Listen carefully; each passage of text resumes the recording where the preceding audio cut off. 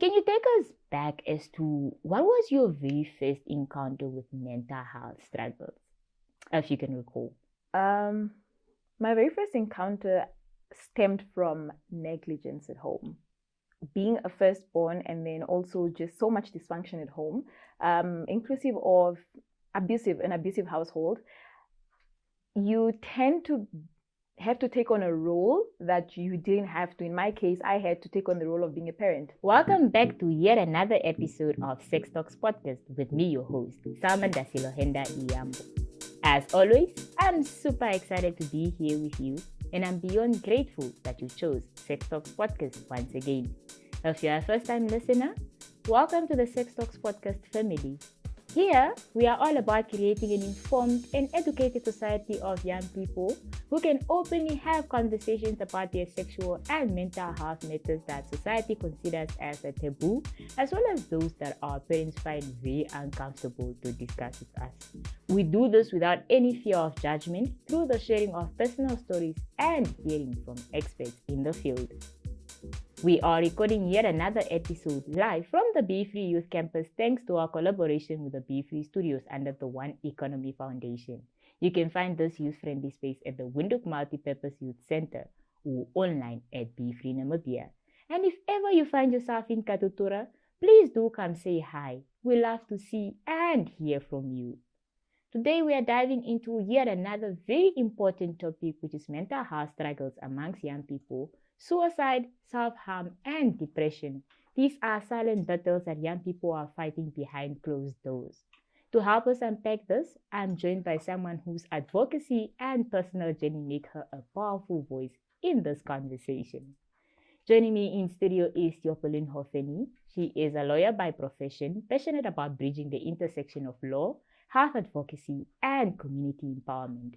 She currently serves as the Executive Editorial Manager and Legal Consultant for Becoming Health Namibia, and she also volunteers as a community leader with the United Nations Foundation's Scale-Up Initiative, and as well as a mental health advisor for Growing in Community. Her work is deeply rooted in advancing human rights, corporate governance, and youth leadership, with a special focus on the rights and well-being of women and girls. Theopoline, welcome to the Sex Talks Podcast. How are you doing today? I'm doing very well, thank you. How are you? I'm very nervous about this conversation, okay? But before we dive into what we are here to have a conversation today, Yes. Theopoline, can you tell us a little bit about yourself? What do you, at a personal level, what do you want our listeners and viewers to know about you? What would I want the listeners and the viewers to know about me? I would want them to take from this conversation. Rather, what we should know about you before we get into serious business for this episode, hey? Okay. I'm very deep. I can easily resonate with people, which also at the same time it makes me a very emotional person. Mm-hmm. I'm very expressive. But also what I would hope that people take from this conversation is I would hope they can relate, Mm-hmm. that they feel seen, they feel understood, and that it gives them permission to reflect on their own wounds and start doing the healing. This conversation is already starting off as too deep, man. But that's what we're here for today. Now, Theopoline, can you take us back as to what was your very first encounter with mental health struggles, if you can recall? My very first encounter stemmed from negligence at home.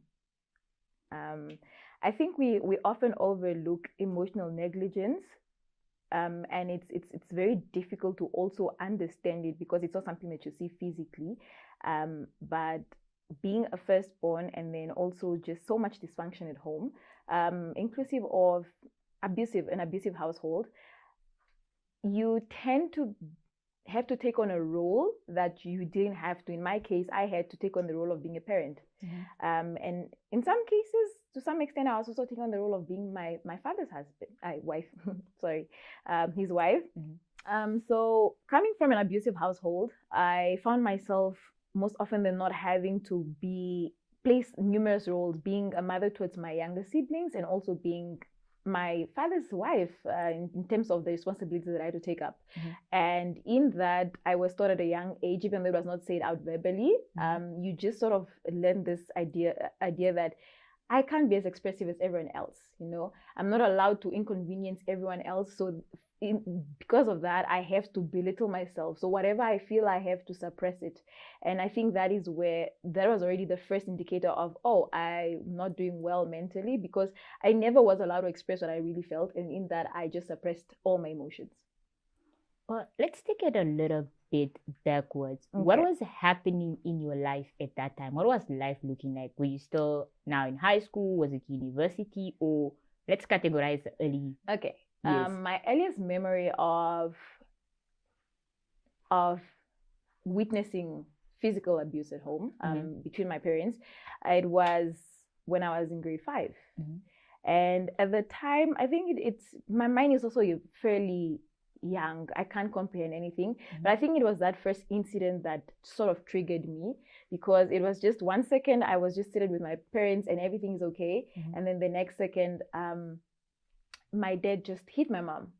And all younger me can remember from it now is I just remember at some point having to rush into the kitchen and having to stop my mom's bleeding, and she was just crying on the kitchen floor.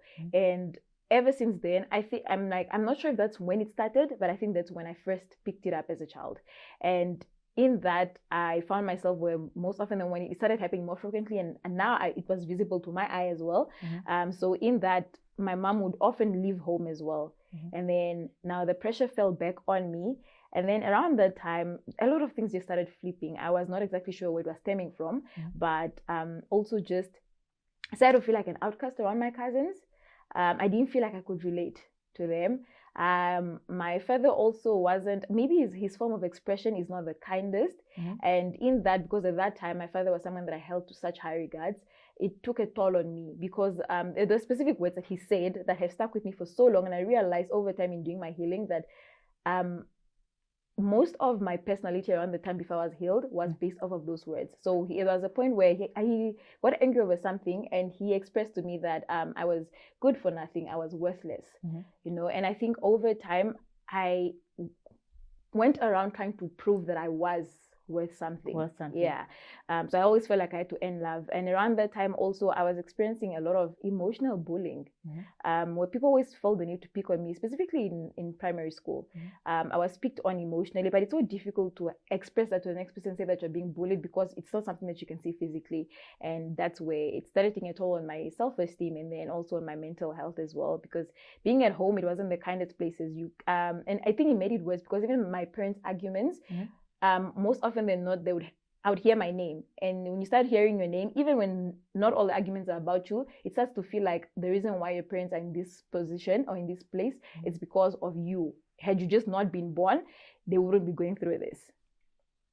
Wow, that's quite overwhelming. Now, as this was happening, where were your younger siblings? Were they exposed to this, or was it now a situation of I have to protect my younger siblings from seeing this whole situation as well? Unfortunately, as my siblings were birthed when they came into the world, we all just stayed at home. So it was very much, we stay in a physically present home with 2 parents, but I feel like our parents were all emotionally absent. So I grew up with all my siblings. We all grew up in the same house, and unfortunately we all had to witness it, as it came. We were never sure. I think it became so scary because sometimes it's endless screaming in your parents' room, or an argument that is brewing, and my siblings are there. And I think back then, because I didn't know how to deal with it myself, so I didn't know how to comfort my siblings. I didn't know how to protect them from it as well. I was so consumed by exhaustion also of taking on extra responsibility, and also anger. I was very angry at both my parents because I wish they could have done better. Now, in this situation, you said that you had to take on your mom's roles, and one of them would not be present. Was it a situation where you lived with one of the parents, given that I know you grew up in Windhoek? Yeah. Or how is it? How did you end up taking most of those responsibilities on? Okay, so living in Windhoek, I lived with my dad. So my mom always worked in the north. She was never a big fan of living in the city. So I only saw my mom during the holidays, but it was always mandatory. Every holiday we always went to the north, so we went there 2 times a year. So I think younger me, I was more comfortable with my dad. Because he was the parent that I knew the most throughout the year. He was the one I was most comfortable with. With my mom, I hardly had a relationship, which is why at some point, if I'm being very honest, when my dad used to first abuse my mom physically, I made excuses for him. I justified that because he was the one I was closest to. I justified that surely my mom must have done something, because I don't think I had that emotional connection with my mom the way I had with my dad. So I justified that surely my mom must have done something. And this becomes shocking because for me, you had more of a relationship with your dad versus your mom. And now at some point, for most of the memory, we could tell. And before I continue the story, disclaimer, we went to high school together. So that kind of makes sense why I have some insights as to what happened. It was always a thing of my dad. And in the few encounters I've met your mom, it was like either during special occasions or it was on holiday. So now with this whole thing of, would you then witness the abuse when you go to the north? This is when it's here in Windhoek? Yes, because then in Windhoek, I'm just with my dad. So we only see my mom during the holidays. So the abuse usually just happens. Of course, maybe there's as you get older, you realize maybe there's a lot that went down behind the scenes that we didn't see. But I witnessed most of the abuse when I was at home. When we were at home, and then eventually my dad did move. I think during my grade 10, he moved to the north permanently. So then I think that's when things got a bit worse. I think the abuse became more, it's like he advanced so many things where it wasn't just, I'm abusing her with my hands anymore. Now he will take whatever he could use, any material that he could use, he would, it got so bad to a point where there was a point I was in university and my dad literally took a gun, held my mom at gunpoint, and it became very terrifying for me because I never knew if me getting a call from home meant, I'm never going to see my mom again, or my mom passed on or something. And sometimes, even when I was in the hostel in grade 11 and 12, it became taunting for me to go home because I wasn't sure what I would find, In some cases, it would be an issue of my parents are no longer living in the same, cohabiting in the same room. So they were in different rooms. Or my mom just would not be there the entire weekend. Her phone is off and I'm not sure if she's okay. So, yeah. Now, fast forward into now, your parents both being based in the north, and even this situation of the abuse happening over the holiday. Where were your aunts, your grandparents? Were they ever part of the conversation, or did you ever get somebody else to intervene? That's a heavy one for me. I'm not supposed to cry. Sorry. It's okay. No pressure. It's okay. Let's say my granddad, who is the love of my life, but of course everyone comes with their flaws, And I think for him it's also sometimes someone is just based off of how they grew up and their understanding of how to go about things based off their experiences. And with my grandfather, I think he was more of a traditional man. Like my grandfather was very much, he has to take care of you, so you have to, so endurance. You have to endure, which is, I think, in most African households, that's how we are raised to be, especially as females, women, that we have to endure suffering, So with him, it's always, even if my mom went there, she never stayed any longer than a week. She still had to go back to your husband, figure something out, And I think in that also, it's something, my personal opinion is, it's it's unfair on a woman, or the wife rather, because the mediators most of the time usually come from the men's side of the family. So of course there's a bit of bias most of the time. And I remember there was a point where, I think it was when my mom was held at gunpoint, I had a cousin of mine, she's a lawyer as well, and we all got worried, and I tried to get through to her because I think I wasn't as expressive. And I think I was scared to also just voice my concerns. So I tried to get through to her, but I could understand where she came from because she's from my mother's side. And she said she's scared too, because she's also younger than my mom. It's going to look like she's just butting heads into things that have nothing to do with her, And I remember that time, two of my cousins from my dad's side, I remember them talking, they're just like, you need to talk to your mom because we care about her and we don't want to see her it's getting bad. But also if it comes from us, it's going to look like we're the ones that don't want her in the family. Yeah. But I've had a few times, there have been a few encounters, and at that time it was when I was in university, and my siblings were all in the north, so they all schooled in the north. They finished, still schooling. And I had one of my brothers, he called me and he's crying, panicking, and I at this point, my first resort to go to is my mom's sister, because she's the one person I know she would come through. But it was around 12 a.m. And she was already asleep. So I think she sleeps with the phone on D&D. So my next resort was, let me try one of my dad's siblings. And I think what hurt me about that till today, I think to an extent I haven't fully healed from it, is the response was, we will go there tomorrow. And it crushed me so much, because I'm like, I'm telling you now that my mom is being abused. My mom is getting hit. That door is locked. My brother can't even get through. It got so bad to a point where my brother at some point, it shut down. The only thing he got a knife. And I'm like, God knows what he could have done with a knife. Yeah. And I'm like, and your only response is, we'll deal with it tomorrow. Yeah. Now you're into university, you are exposed as to what you could possibly be able to do.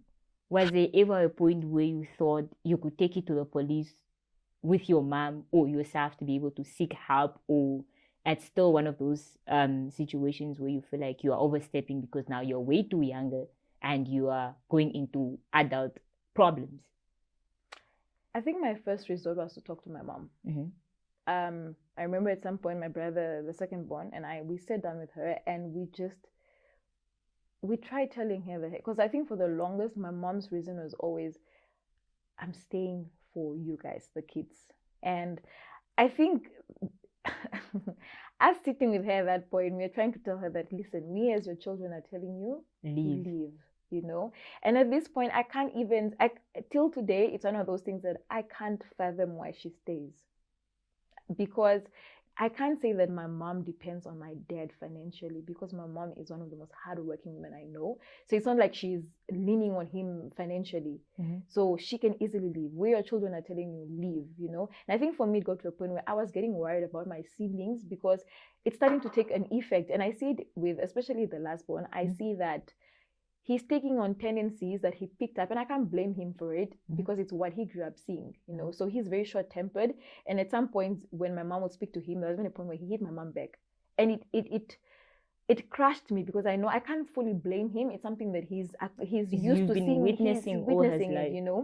And we spoke to my mom, and that was my first resort, and still she wouldn't budge. And I think it's so crushing, because you know that there's no way I can take this to the police for you. You'd have to do it, but you have to be willing to do it. There's only so much that one can do. Even if I go and report today that you were hit, there's only so much I can do. If you still decide to go back, you can still deny it. You can still deny it, exactly.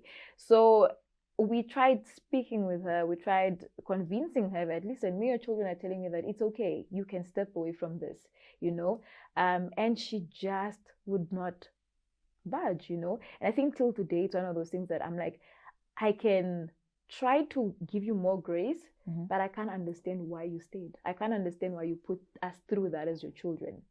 We would have been better off if you two were not together, because we can't get back those years of our mental health deteriorating because of this. It's this whole, I think, let's look around. How is having the conversation with your mom like? What did that do to you and set the tone for now moving forward, because now you're still stuck in the same environment? If I'm being honest, it wasn't the best back then, mostly because my communication was rooted in anger. I already struggled to have the best relationship with her from the onset, because I wasn't as close to her. But over time, it was really in anger. One, because of just the constant her always leaving whenever she gets up. I think my younger self couldn't see it from her lens of, she's hurting, so she needs to go. I was just seeing it from, I'm picking up your slack, and it's heavy on me. So I grew resentment.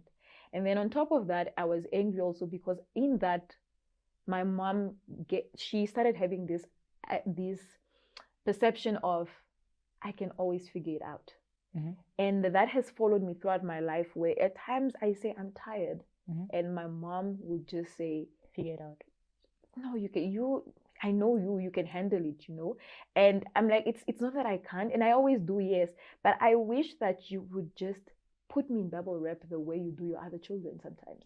I wish that you saw me as a child that I was, instead of always, oh, she'll figure it out, she can deal with this. And over time, and if I'm being honest, I don't even want to make it seem like, oh, I'm doing a lot better. There's progress, but even that progress just mostly started last year. I think at some point I hit a breaking point where I realized it was becoming toxic, because I couldn't even stand being in the same room with my mom for too long. I would get angry at her. I just could not stand being in the same room. And I think that came at a point where, when my brother was admitted, for those who don't know, my brother's leukemia, when he was admitted, I think just the whole logistics around it, for how long it took for him to get diagnosed, for him to get proper care, and the fact that I had to intervene for anything to actually happen, I got so angry. And the fact that even when he came here, I was back to having to be the one to still do the constant everyday check-ins at the hospital. I was the one that had to nurture him, to care for him, to ensure that he was well fed, that he was taken care of. I was still the one falling back on having to be the mother towards him, while trying to nurse my own emotions at the time. Now let's talk about the whole thing of you figure it out, or when the incident happens, she often leaves. I think the one thing that we now look at is she leaves, but now you are left to deal with this whole situation, because you as children didn't have anywhere else to go. Yeah. And emotions, you're left now with the perpetrator, whom you've held in high regard for most of your life. How did now that affect both your mental health and you showing up both either at work, either at school, or showing up for yourself in your own personal life?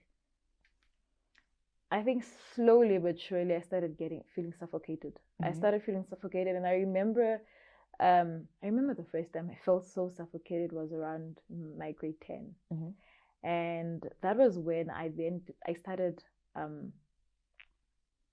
self-harming. And so I would cut, and I think the one misconception that we always have is that people that cut are committing suicide, but I'm just like, most often than not, that's just someone who is hurting and they want to be seen, and we're just trying to find a way to numb the emotional pain with physical pain. It's not necessarily that, what I want right now is to kill myself. It's that I'm hurting, and the best way I know how to, because I also don't feel seen, because then it's also always this, we're trying to seek attention. Most often another person is just trying to sort of numb the pain they feel inside, So I started self-harming, and then also there were, of course, days where I used to, back then I didn't know better also, which we thank God, because if I did, I probably would have offed myself. But I will take random pills in the house, and I will just down them all. And of course I would be out bad for like a whole day. And I remember the first time someone ever saw my cuts, and that was a cousin of mine, and she looked at me and she just said, "We don't do that, we are Black." And I think that further yep, because as Black people, we don't do that, that's not our thing. Like, mental health is a color now. So and I think from that, I was already learning that, no one is going to look out for my feelings, and further on, no one is going to ask how I feel. And further in that, there was a time where I actually did, I finally got to a point where I'm like, I'm so exhausted, I'm tired, doing this is exhausting, I can't. And I got to a point where and because we had a very high roof, for some reason, one part of our roof, and in my mind I was just like, okay, I'm just gonna fall to my death. And I didn't, clearly. But sorry, that's a trauma response. Humor is how but I remember that I did go to the hospital. The only thing that I came out with, unfortunately, is my knees are really bad now. I have knees that dislocate at any time now. But I think what hurt me about that also was the fact that instead of them looking at it as, "Are you okay? Why did you do that?" It was, you are being dramatic, And I was just shoved to see a social worker. And I think in that, I wasn't even allowing myself to actually do the work that I should have been doing with a social worker. I just I was too angry. I was resenting because I'm like, I wish my parents would be asking me these questions, not some random stranger that I just met. Like, why am I being asked this by them, And ever since then, that's the only time that I've ever done it, thank God. But I've kept on myself harming for years. It was one of the most difficult things for me to give up. And it took intentional giving up every day. Mm-hmm. I fell back a few times, but I stuck with it for the longest because I felt like that was the best way I knew how to. The only other way I remember where I felt like I was reaching out was at some point in my grade 11 or 12, I became a bit rebellious because I was always a good child, the child that's always doing well in school, the child that's always well behaved, the child that doesn't inconvenience people. So I thought, maybe if I'm acting out of character, maybe if you get called in by the principal, maybe you'll realize that something is wrong, But even in that, they don't start to think that, oh, maybe she's acting out of character, something might be wrong. It's just, oh, now all of a sudden you think you're all grown. I'm like, oh, okay. Damn it, man. When will you get it? What should I do to get your attention? Yeah. Man, that was an interesting one. Yeah, but very random, but because we also need a quick breather because this conversation is getting way too heavy. Every other year from grade 8 to 10, we're always the kids fighting for our words. You know? Like, bro, if she goes first, then it knows the next semester. We must, the next subject, we must flip it over because we're always those kids. But at some point, as I grow, is the fact that most of us that we're always at that forefront of fighting for our words and making sure that we excel academically, that's because that's the only thing we ever had control over. Oh, that's true. Because, bro, everything else is already falling apart, and I'm the backup plan throughout everything, so you kind of need to make it work through, right? Now, how are you being able to balance between academics and being the top performer throughout and dealing with your own mess at home?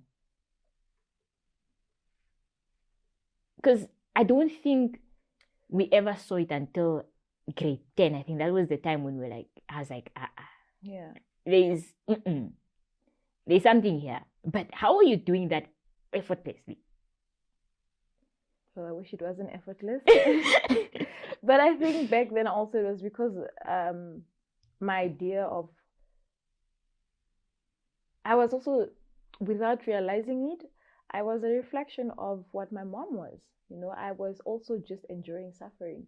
I felt like I had to be silent about the things that I was going through. And I think because also being at a point where my loved ones couldn't acknowledge my pain, I felt like I wasn't worth inconveniencing someone else out there who wasn't related to me. So it's, you wake up and you suck it up and you get back again, you come and cry in your pillow, and then you take on the next day. I think that's how I went about it.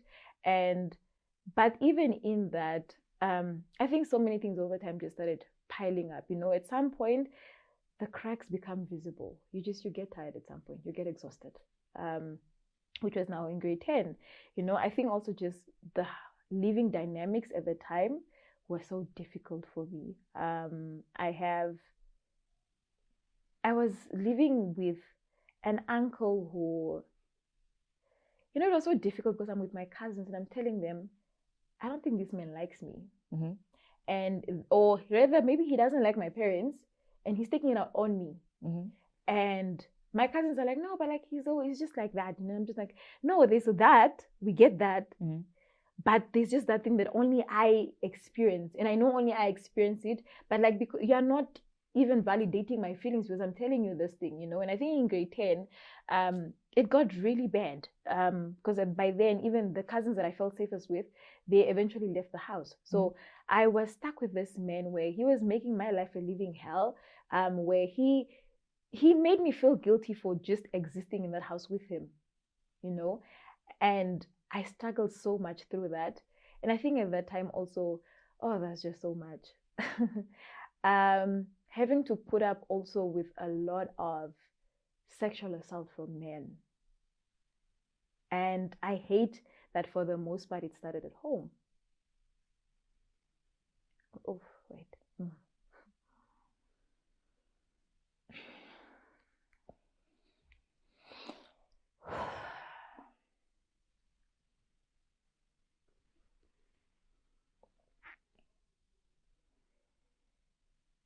I think I understood from a very young age that I wasn't protected. I wasn't safe. And if this man, who's my father, he himself, to so many degrees, in so many seasons of my life, he disowned me. One time he actually said it verbally to me, disowned me. So I'm like, oh, I can't even rely on the one person who actually should be my keeper, you know? And so I've just learned to, it took me a long time to get to a point where I don't hate men. And that mostly stemmed from also the fact that sexual assault for me, it was first introduced to me by the men in my family. Mm-hmm. Being that my first experience of attempted rape was a cousin of mine who was the same age as me. And I remember he just came in our living room, and he forced himself on me. And I think at some point it's something that when you know that you should be screaming, but you don't have strength in you. It's just not there. And we thank God that a cousin of mine trying to go fetch firewood because it was at the village. And she just came back right in time, and he just left the room and he ran. And this is someone who, it took me a long time to come to terms with it. And now we even talk. I'm not even sure if he thinks I probably forgot this, but we talk, my cousin, we still talk. But that was my first encounter of home also it's not always a safe place, And later on, it became uncles of mine. And because I was a child that's always, I'm going to stay in my room, I don't want to inconvenience anyone, my mom took it as, you can't always be on your own. So if an older cousin, a guy cousin of mine, or an uncle came, which I had uncles that had a habit of coming to take me from my mom's house, sort of a trophy, like they had to show me off to their friends. And they're taking me to like a bar, and so my mom would always tell me, no, go with your uncle today, he wants to go buy you cool drink, and I maybe back then I maybe also fear, but I didn't know how to explain to her that I don't feel comfortable with these people, because during that drive to wherever they're taking me, an uncle will be comfortable with touching my thigh, an uncle will be comfortable with initiating that, your mom never has to find out. And yeah, that was my earliest experience of sexual assault. Oh Jesus, this one is yeah. I don't know how much of breathing in I have to practice for this episode, but guys, said we are here to have uncomfortable conversations for the sake of educating and ensuring that through the experiences of others, you don't get to go through something, or at least you know how to go about it, or at least be able to understand when a child says something to you, then you know where they're coming from. Let's talk about now you always being stuck in your room. I think, you're always stuck in your room, because the only thing I remember about your sitting room at home is ever passing through it. So true. Actually, that makes more sense, because you're like, and then that. But I think it's also the thing of the little things matter, but we often overlook them. And that's something that I hope we can also be able to take out from this conversation, that it may be little. Don't overthink it, but don't overlook it either, because it can mean something to the next person. And it could be the sign of a cry for help or intervention from your end. Now, throughout this whole period, which is now most of your life journey, how are you navigating this through friendships? At what point were you able to openly have conversations with your friends and be like, guys, this is where I'm at? Yeah.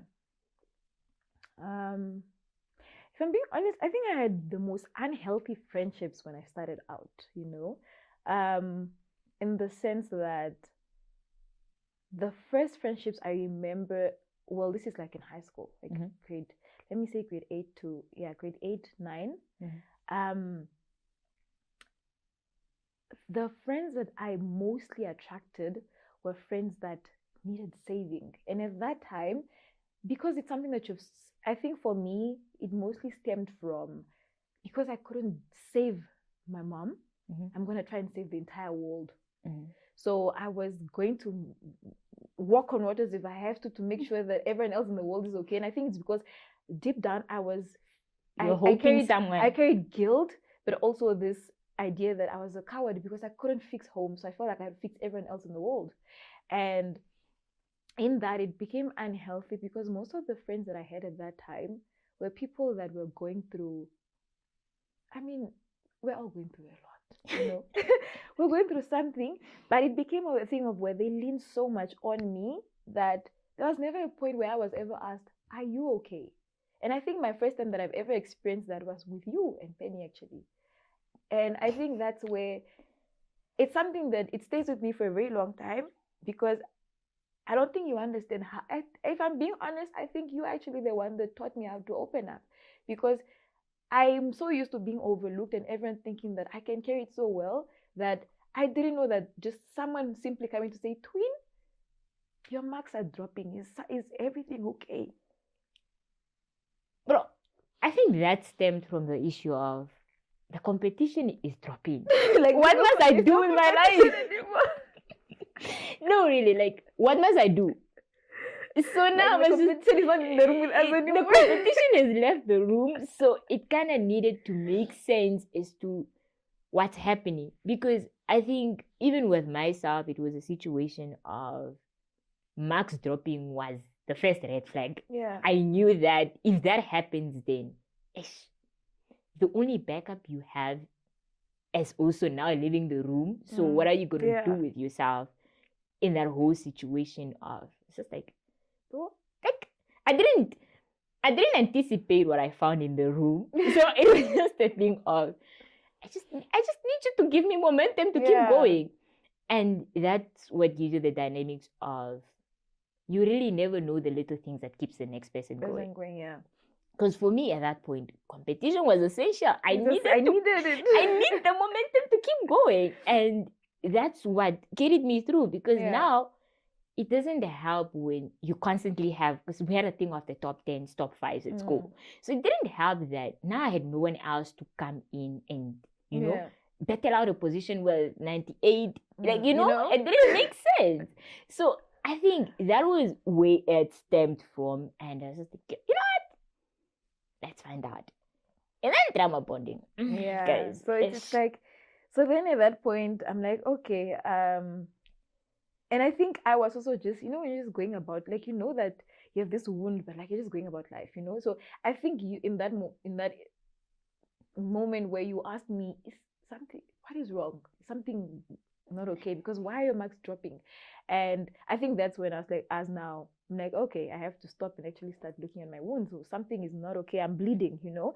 And so that's just how that happened. But I think then what it did for me, though, even though I just started to feel the effects maybe 2 years later, is that I think it opened up that part of me that finally could, number one, understand that a lot of us are going through the same things. We are just not speaking about them. Yeah, just going about our lives because we need, you know. The show needs to go on. I think that's why I love such platforms like this. You know, it's that it reminds you that there's someone to relate to. Because when we are silent, that's what kills us. And when you're silent, when we are all silent, we don't know whether the next person can understand your pain fairly well, you know. So that it did that for me, even though it just came to fruition a few years later. But also it finally made me have to acknowledge that I was hurting. And even though the way I dealt with it then was not the healthiest, of which I just continued self-harming. And then I clung on more to other trauma bonding friendships, which was and you know, I can appreciate a friendship or people that lean on you, but they actively want to get help. It's exhausting. And I'm sorry to say this, but it's exhausting to have someone lean on you but they are comfortable with Just being leaning there. on you. They are just comfortable with that. It drains you. And that's what I had for most of the friendships that I carried around that time. And I realized that I was leaning towards what they were doing as well. Now I've made depression part of my personality.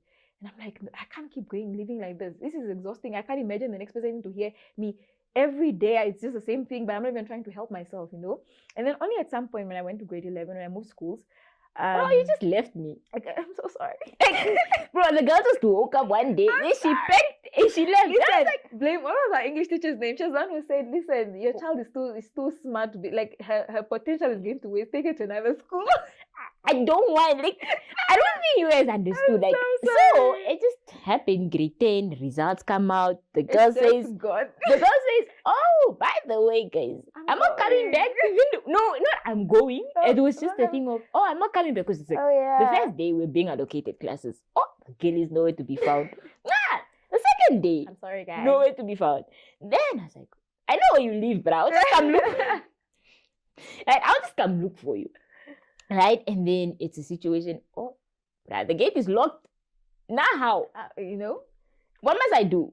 Right? And that's because it's like all of you just packed up and left. Yeah. And then another week or two later, we're like, but you're not coming to school. Finally she responds. I don't even know why she was not in hostel. Out weekend. Yeah, out weekend, so I didn't even understand. But I was glad the girl responded. Like, sorry, I'm not coming back. And I was just like, but yeah. But either way. But yeah, so then I went there, and I remember there was a time I was still self-harming, and I had this friend of mine. It's a guy, and he sees my cards, and he cried, and he said, "It hurts me when you do that." Mm-hmm. And it's something that has stuck with me till today, because up until then, I don't think I've ever understood that. For me, it's like my life was not worth anything. Even I didn't feel like today. I had value. Yeah. So I'm seeing this, especially the fact that it's a male. You crying at the mere fact that I'm hurting myself. I'm like, okay, surely I must mean something. Even if it's let us be something. It's something, you know? And I think that's why I started telling myself, you know what? I'm going to actively work on no longer self-harming. I will say it took me another probably 4 years, because I quit fully in like my second year. Mm-hmm. But I was actively trying to stop.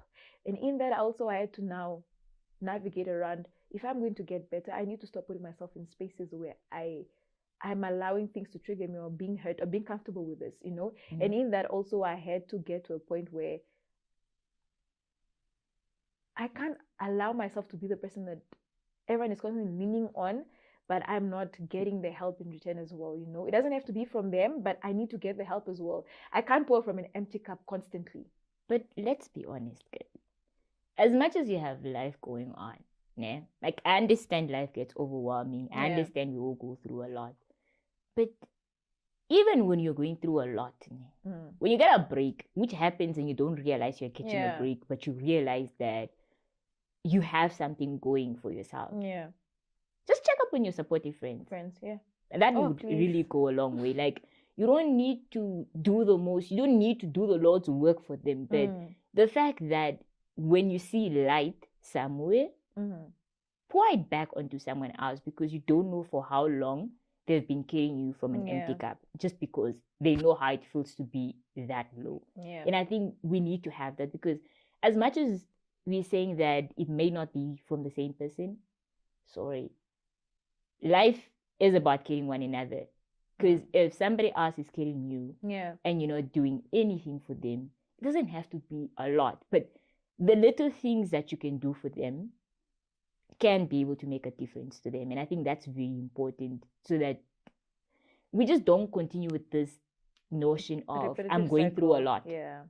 Yes, you're going through a lot. So is everyone else. We're not comparing. That's not a competition. But acknowledge the next person. And just, you know, have the dynamics. Because I was having a conversation with someone again. I think it was yesterday, and they're like, check up on your strongest soldiers that carry you every day. Like, look, they do well with the front.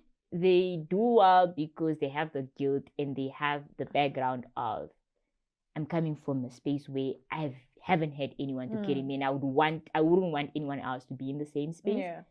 But that does not mean that they should consistently carry you through this life. But yes, back to you.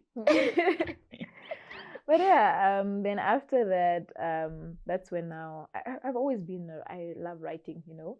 Also, yes, I owe you a book. I just need it on record, guys. This girl has owed me a book for the last how many years? It's gonna be 7 years. If it was a child, it will be published. If it was a child, guys, they'll be in grade 1, and it's not funny because how? But either way, you know what is very weird? Your stories always had a happy ending and nothing of whatever you're going through. Why? I don't know. I really don't. But interesting enough, I think in grade 11 and 12, I started writing down my emotions, you know, and most of my emotions, I probably still have those books and all those journals. They were very gloomy and dark, but they were very much a representation of what I was going, my season of life, you know. And I started writing, but I started to realize that it was healing me, actually. Slowly but surely, I think the fact that I was starting to be honest with, even if it wasn't with an actual human being, I was starting to own up to what I feel. So I was being honest with the fact that I'm actually angry. I'm an angry Black child. I'm very angry. We don't do that. There's a Black woman like you. I'm very angry, you know. So I started acknowledging that I'm hurt, I'm angry, I'm sad, I feel lonely, you know. I put a name to all my emotions and I allowed myself to feel them. And in that, at some point, I don't know, one day I guess I tried expressing myself on my status, and it's like that light bulb just went on. It's like that first person came and they're like, thank you for expressing what I couldn't express. I feel that. And I'm like, wow, we are a lot that feel this way, you know. And then it just became that, where now it's not necessarily a bread. Now it's just my comfort. It's just who I am, but also what I know that it's my calling. Where I'm like, I acknowledge that, wait, what I'm really good at expressing myself. And I think God placed me here because I have the confidence to actually have the hard conversations that other people are not willing to, you know. But what I do with my conversations, or when I tell my story, I'm hoping that it gives you the permission to actually want to tell yours. No, it doesn't have to be on a public platform, but if it means for you, your comfort is going to a therapist, I hope you do that. Because what we need to get rid of, especially in our Black community, is the idea of you have to just get through life. You don't have to, guys. You don't have to. Like, you can just allow yourself to be loved, allow yourself to have community, allow yourself to be seen and heard. We don't have to suffer in silence. We don't have to carry these burdens on our backs till kingdom comes. You can, and people are willing. If there's one thing that I've learned, for someone, take it from me, someone who has a very huge community, one thing I've learned is there are people willing to listen, you know, or there are people willing to even just either afford you the platform, you know. It sometimes we feel like we have to do the most extravagant things, but even in this conversation itself right now, you don't realize that you're healing a part of me because you have afforded me a platform that allows me to be honest about what my story has looked like. That in itself, you're already healing. Where we grow shame and we grow discomfort and we grow in pain when we stay silent. The more you speak up about something, it loses power over you. And I think that's what it has done for me over the years. That's why even, okay, of course, there's still moments where I cry, but there are times where I tell something and someone will be like, yeah, why would you just say that? I'm just like, because I've done the work over the years. And it may not have been in a therapy session because I couldn't afford one, or I didn't know the places to go to, but I was doing the healing in every time that I've ever expressed my true emotions and how I felt and what my story has looked like. And every time that I've done that, I've stripped myself away from the idea that I had to be ashamed of my story or that I had to hold a grudge towards my story. And in that, I was healing. I've had heavy episodes, but this one keeps getting heavier.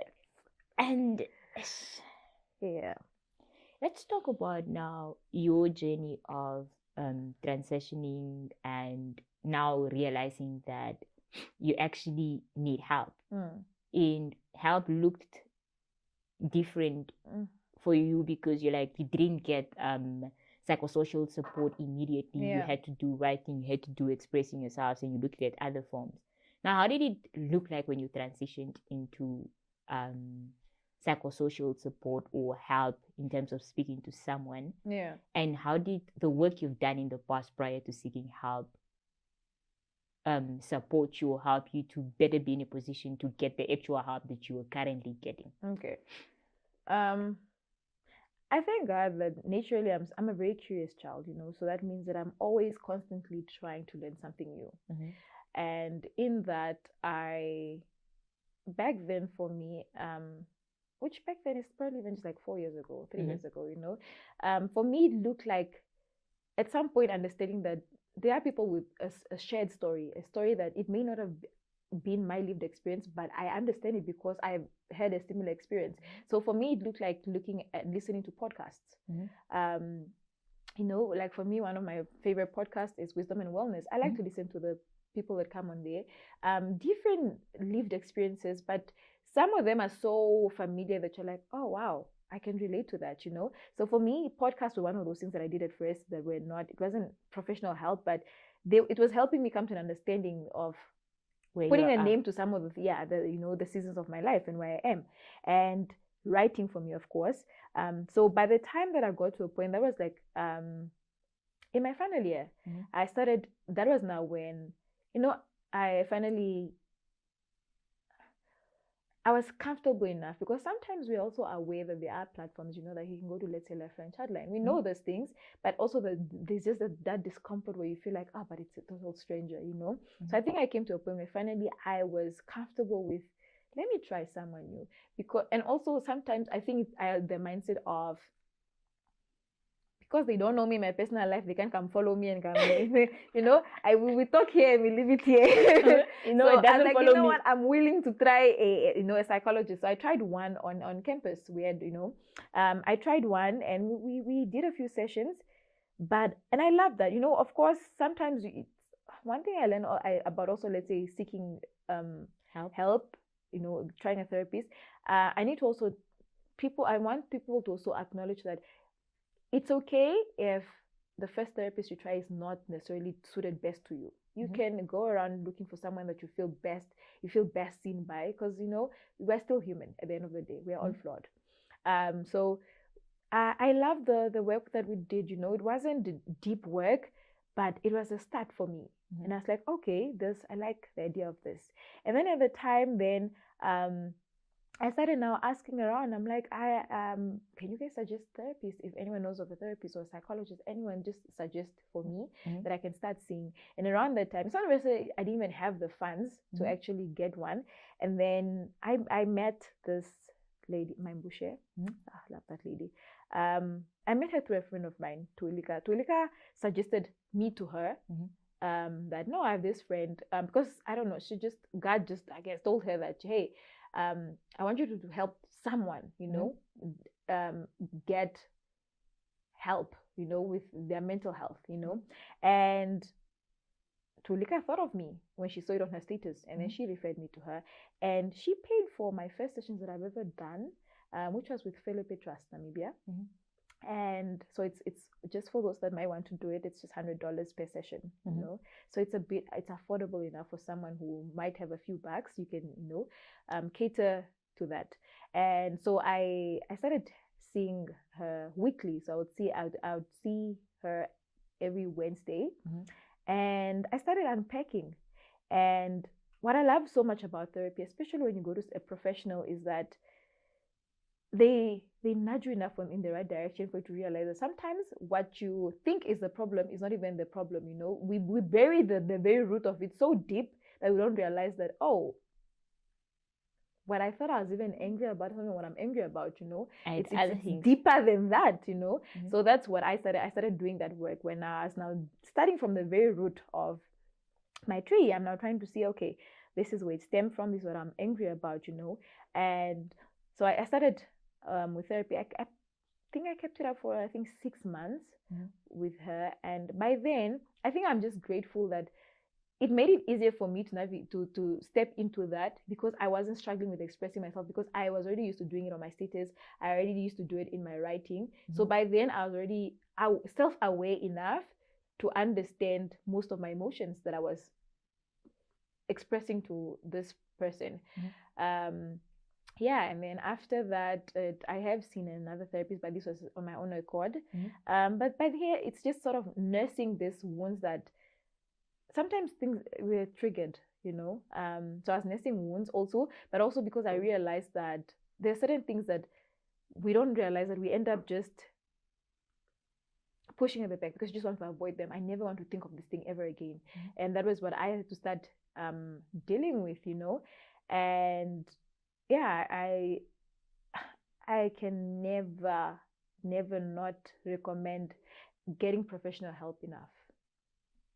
It's necessary, yes, to have a community that feels safe for you, but also sometimes someone who's just a third party in your situation, someone who does not know anything about you, someone who's not biased about you. It's necessary because you're someone that you meet in that session, you 1 hour, 2 hours, and then you walk out. They have no attachment to you whatsoever. So it's easier for them to help you from an unbiased point of view.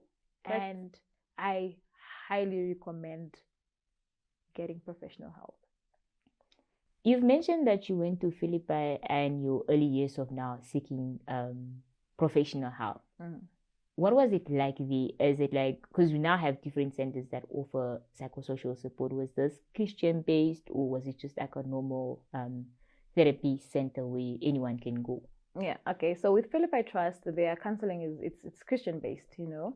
And I'll say my first sessions, my first few sessions, they were okay. They helped me uncover certain things that I packed away, and I think that's one thing that I'm grateful for. Also, yeah, because they sort of they peel back at the layers, or rather the counselor that I was seeing, she peeled back at the layers of the root of most of my anger around that time, you know, and in that aspect, it helped me a lot. But also another thing that, and I think I said this, I remember, I think I once posted it very recently. It's that a very hot take, but most believers or Christians are not the best people to go to when it comes to your mental health. And I say this because I don't think with Christians, we tend to make everything biblical, which sort of invalidates how the person feels most times. Because what you're now doing is, I come to you and I tell you that I'm not okay, I feel worried, I feel da-da-da, and your first resort, most of the time, their first resort is to quote a scripture and tell you that, oh yeah, the Bible says, do not be worried, do not be angry. And I'm like, even I know that, and I'm speaking for myself. I know that verse very well, you know. I read my Bible. But what I'm seeking right now is, my thing is, I don't think with most Christians, they know how to separate between just being humane when someone needs it and not offering someone the cliche responses, you know. And in that, without realizing it, maybe we don't mean to cause the harm that we do, but we end up invalidating someone's feelings. Because if I'm telling you I'm not okay, I don't want you to down me with scripture. Don't tell me to pray. Don't tell me to, yeah. I know how to pray as well. Yes, I know very well. I could have very well told myself that. But right now I'm telling you that I need more than that, you know. I need someone to jump in and actually help me with more than that. And I think in turn, that's what I struggled a bit with, which is why after 6 months, during my 6 months, I didn't even finish all my sessions. But during my 6 months, I just could not anymore, because it felt like I was now starting to feel invalidated in what I was feeling. Like somehow I had to be okay because I believe in God, you know. I have to somehow be okay. So for me, it was a different form of sort of telling someone else to endure suffering. And I'm like, that's what I've been doing for the longest, and I'm trying to this move is why I'm away coming from here for the help. Yeah. So I think over time, I'm just like, yes, in the first sessions, we were doing great. But now because I think we've become so comfortable, we're now sitting in a place where you are shifting me back to exactly what I'm trying to avoid, so I don't pass it on to my next generations. You are trying to put me back in a place where I have to be okay with what is happening. And that's just, it's just that now you are sprinkling it with Christian scripture or whatever, but you are still invalidating someone. It's no different than me not seeking help at all. I love the fact that you bring this into the conversation, because in my previous conversation with Meafo, if there's something that we also touched on was around how people often say that when you say that you're going through A, B, C, D, instead of telling you to seek professional help, it's a thing of let's pray, it's a demon. Yeah. Or it's a situation of if you believe in God, why do you still have this problems? Oh, I like that. My favorite one. Yeah. Like, what do you mean? So now, because I have those mental health challenges, I'm no longer a child of God. God, yeah. So now we're now switching. It's like people equate it to, if you're struggling with it, then you clearly doesn't have enough faith. But like, to be fair, you are one of the people that have that relationship with God and some sort of faith, and you still have your own flaws and your own challenges. And dare I say, I still experience my mental health challenges still today. It's not. How is it like overcoming some of those myths of you are a child of God, you go to church every other day, why do you still have mental health challenges? How did you now deal with this whole intersection of, yes, I'm Christian, yes, I have my mental health challenges, I'm still a child of the Lord, but I need more to be able to get the healing and the help I need? One thing that I've done over time is it was the most uncomfortable thing for me, mostly because I'm a people pleaser. I used to be a people pleaser. It's something that I'm working on now. But I'm learning how to be better at sticking to my boundaries. So for me, in that, I will say that, yes, I am a believer, I'm a Christian, but there are certain things that for me, I'm like, I refuse to tolerate this, or it's just not for me. And an example would be, for me, being in church, I love going to church. I love the praise and worship. But where I draw the line is, I do not want to be, I don't want to say it this way, but I don't want to be recruited at this point in my life.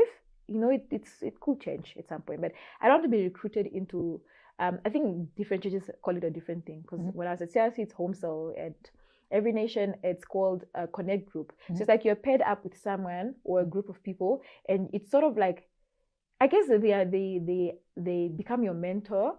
But for me, I'm like, it's not something that I'm comfortable with. I don't want to do it, mostly because this is, in essence, this is a platform you're supposed to be your most vulnerable self. And now for me, I'm not comfortable, especially if we are more than two, if it's not just me and a mentor, I'm not comfortable sharing the depth of myself with someone that I don't know. And for me, it was something that I just blatantly said, hey, for me right now, it's not something that I want to do. I don't want to be part of a connect group. I come to church, I join in a community. I don't mind serving in church, but I don't want to be part of a community group, because then again, also I've seen how it can be such a toxic place from what I've previously seen, where, of course, people, they water down what you feel with just pray about it. And I'm like, for me, I don't want to, I'm triggered in such a setting. So for me, boundaries have mattered a lot. The second thing I'll say is, I think over time, I had to learn that with community, you have to be very intentional, both with how you show up for your community, but also with how you want them to show up for you. And if you want people to show up for you a certain way, express it. Don't have this premeditated expectation of what it's supposed to look like. So one thing that I appreciate is that with most of my community is that they understand now that if I direly need help, the first thing they do is ask me, how can I best show up for you? How would you best feel seen by me right now? And in that, or whether it's just do you want to talk about it, or do you just want us to sit on a call and be quiet? I've had friends where I just call, she's like, I'm not okay, and she would say, how can I best show up for you? And I'm like, I just don't want to be in my space right now. It's in those small things. Sometimes we feel like we have to do the most extravagant things to be there for our people, but it's in those small things, the way in this case, she's just like, okay, pack a little bag, come to me. You'll find a warm meal already cooked for you. And I'm like, in that alone, you are already, I think for the most part, when people are healing, we forget that we can't save someone. We can't save them from what they are hurting from. We're just supposed to walk and journey with them and hold them, but we can't do the saving for them. So what you're supposed to do in your role as a friend, whatever your capacity is, it's just to make them feel seen. Because I think that's the one thing that we lack the most, is when we are going through something, we want to feel seen. I want to feel like I'm not alone in this world. Yes, I'm hurting, but it comforts me to know that even though my friend cannot take me out of this abusive situation, hey, she's willing to sit with me in the lows. On the days where it feels like I can't breathe, she's willing to cry with me on that floor. And that is, in essence, that is the gist of it, basically. Were you ever at a point where you're like, but God, I pray to you every other day. Why am I one of your strongest soldiers? Absolutely. How did you deal with that? Because it's a journey we all have at some point, if you're Christian or you're working on your faith or whatever you believe in. How did you deal and overcome with that? But first, I'll just start. Listen, this year, I threatened God. I said, God, if you put me in that strong soldiers, listen me, I'll take myself home. I'll bring myself home. Don't play with me. I'm like, this year, Lord, my boy, I'm not in the mood. I'm out. I will take myself out completely. But I thought you were swearing to bring down the self-harm. What do you mean? When I'm no, guys, I will take my stepping out. Maybe because okay, I tried being gentle. Now he's not listening, so I'm going to start threatening the Lord this way. So, I've absolutely had a point in my life where I'm like, God, which one is this? What is this? And that for me, that was last year. Last year was that breaking point where I could not anymore. I just lost it. It's like everything was just happening all at once, So at this point, it's on one hand, it's my degree. This one module that's refusing to leave me. Yes, guys. We all had that one module that was trying to take us out. Module that's refusing to leave me. And at this point, I'm understanding that, okay, it means I'm going to have to register for this year again, but it was a semester module. And I register for it, and which, mind you, financial constraints at that time. It was I remember for my own registration, I even had to take out a cash loan. And if you know me, I hate guys. I will not sleep. Well, I will not sleep with your money. Take your money. I can't. So I had to take out a loan because at that time also, I had a brother of mine who he failed his first year, so he lost his NSF. And my parents weren't as willing to pay for him, but because then again, also I think he had the same thing with my parents, but I see it from his perspective also, and I feel like to an extent there was a point where he didn't like me that much, and that's because I think he was constantly compared to me. Me as the one who's always excelling, so I could understand his resentment towards me as well. And my dad always had this thing where he would always tell him that, you're not going to be anything in this life, and he would tell him that, and I think to a point it got so much to him. And at that time also, it was just the peak of so much abuse is going on at home that it took a toll on him mentally. So I was like, okay, listen, my parents were not willing to pay for him.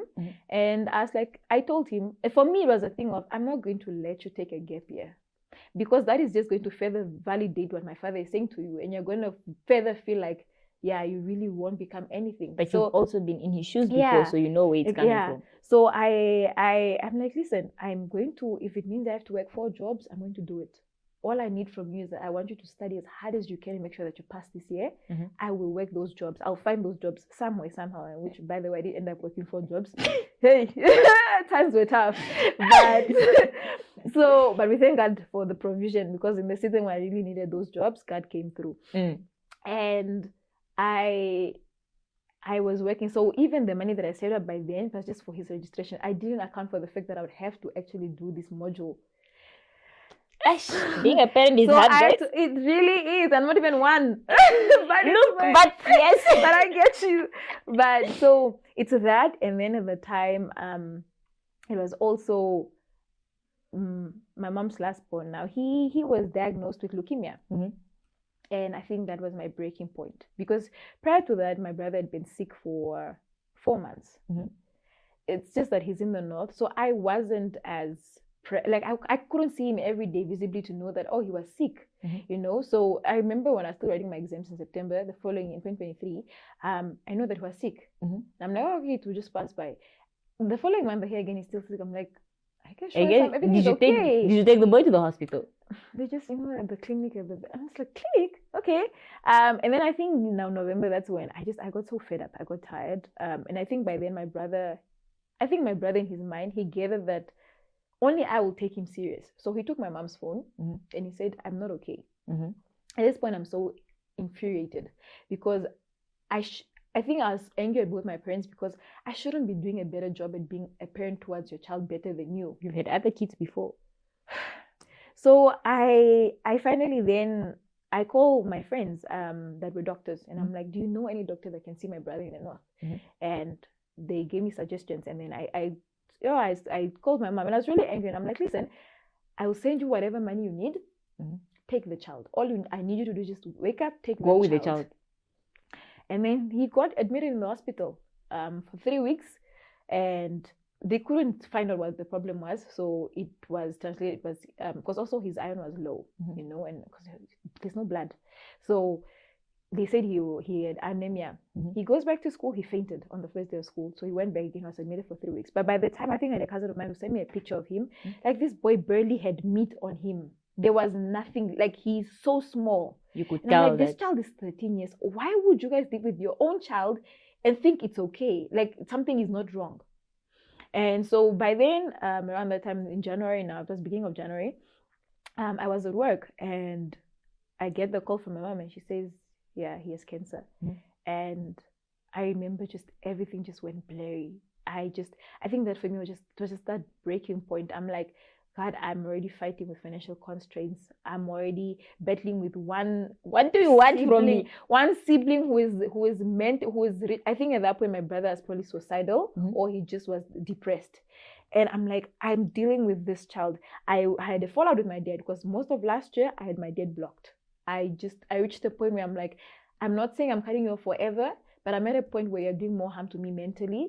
And I would rather just keep you at a distance. And once I'm ready for us to talk again, I'll come back. And I'm like, I'm so exhausted, you know? And I got home, and I remember I sat on that floor, and I cried, and I was screaming at God. I didn't have it in me to pray. I was screaming at God because I'm like, God, it feels like you don't see me. It's not fair. It's like, it's like everything is just piling on top of one another. I'm not catching a break in this life. Why would you? And I think at that point, it's the fact that I'm just like, I think it's between I'm exhausted, but also, God, why give it to him? Why couldn't you just give it to me? This child is 13 with a life ahead of him. What? How old are you? Me. Which? Wait, my sister, wait, what? 13, the life ahead of you, and you 23. What is ahead of you? I've lived longer. Please, my poor boy cannot go like that. So I think that was that one day where it was just like, it was I can't. Like, I'm exhausted. But if I'm being honest, the only thing that has kept me from even attempting to harm myself or think of suicide was, I wouldn't want to leave my brother in this life. Like, I wouldn't want him at his worst. That's the time where I decide I'm going to off myself. That was the only thing that kept me from actually. At least your offing times had conditions, bro. That's the only thing. I think because I was at a point where I'm just like, I feel like everyone discarded this boy so much because I consider him my son. And I'm just like, if there's one thing I'm going to do so well, is I'm going to ensure that from this moment moving forward, this boy never feels a lack of, like, I need him to know that if there's one person that loves him, it's me, and I love him with everything in me. So and I think by then also I thank God that I was already at the place where I was comfortable with acknowledging that when I'm not okay, I'm just not okay. So the next best thing I did at that point was I called 2 friends and I said, I'm not okay. I'm not okay. I can't do anything. And at the time, not actually, let me not lie. I think there was a point where I was considering self-harm, where I was Then going what to do do with it. life? I was going to do it. And I remember there was, because while I was renting, there was this guy who used to live in the main house, and he used to consider me his little sister. And I thank God that I met him at the time that I did, because I remember for a whole week probably this boy would have to sit with me on my bed, and I would cry in his lap until I fell asleep. And he wouldn't leave that room until I fell asleep.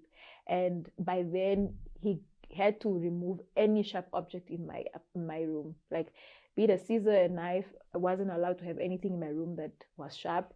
And every other hour he would come back in the room to come check to make sure that I'm still asleep, I'm still okay, I didn't do anything stupid.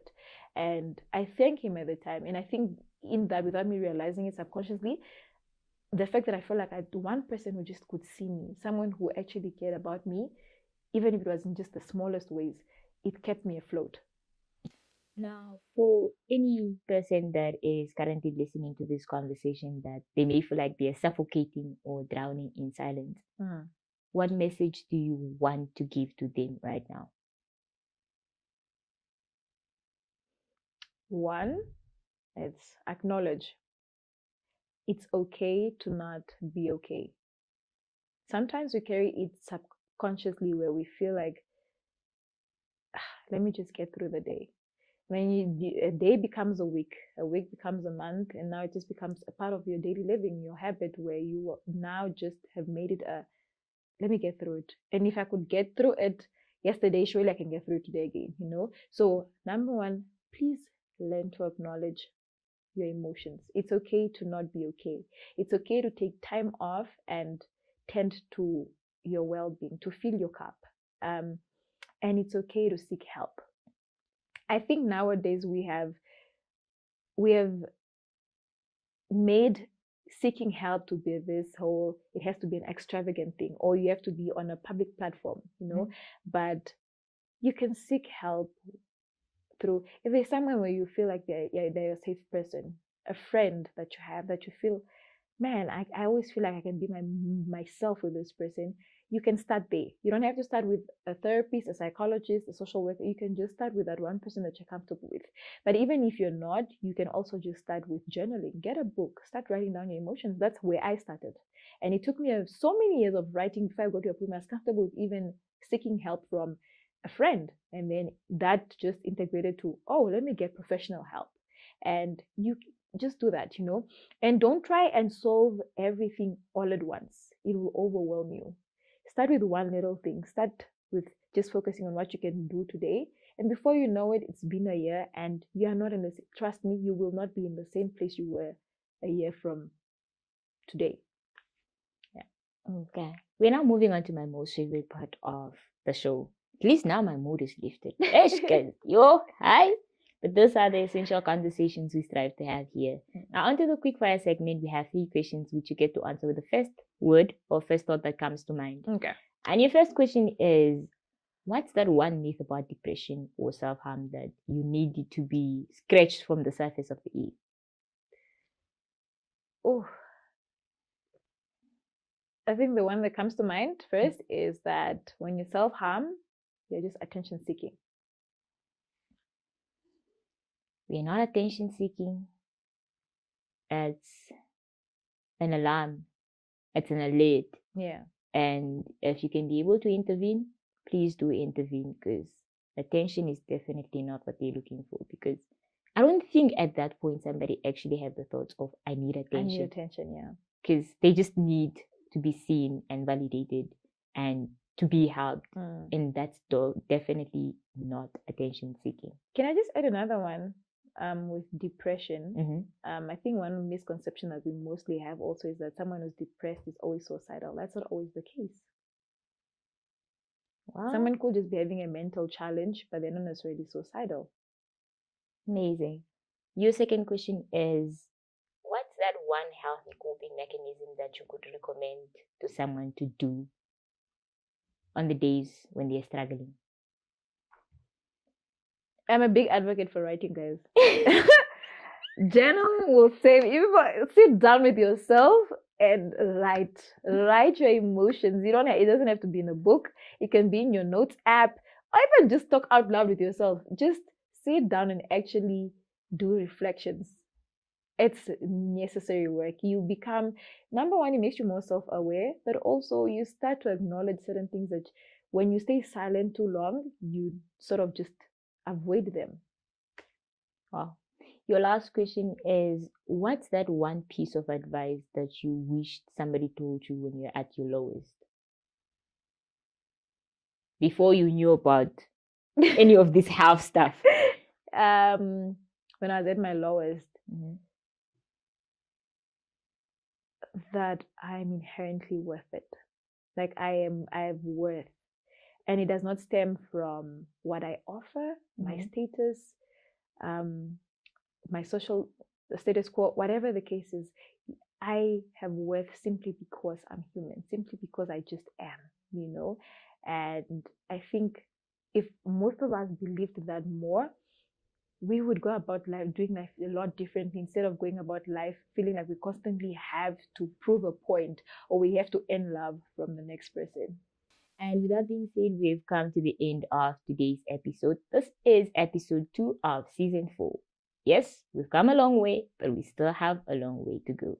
Theopoline, thank you so much for sharing a space with us, sharing your story, and sharing your expertise that you've gained over the years. Because, look, it takes a lot of understanding. It takes a lot of thoughts and processes to understand that this is where you're currently at and this is how you can be able to move forward. And we hope that this story has been one that you can be able to learn from, one that you can also be able to share with someone who can be able to listen to a few of what we've discussed and be say that, I could practice A and B, or I could be able to go somewhere else and seek help. If you feel like you need somebody to speak to, or you feel like you need a safe space where you can be able to exist and get your mind off things, please do find us. We are located at the B3 Youth Campus, which is at the Multipurpose Youth Center in Katutura, Bordell Street, somewhere close to the Teachers Resource Center or / Katutura ShopRite. That's where most people know. You can be able to come here and utilize any of our facilities, or you can be able to speak to a social worker, a psychologist, or a clinical psychologist rather, for as little as $8 per year. You just need to be a member here. Or while you sort out your membership, you can be able to get somebody to speak to, or you just need Wi-Fi or other young people that you can have a conversation with. Because often at times, we also just want to get out of our own space, our own head, and just exist out there. And with that being said, stay safe. Please take care of yourself. And remember, it's okay not to be okay. Take it one day at a time.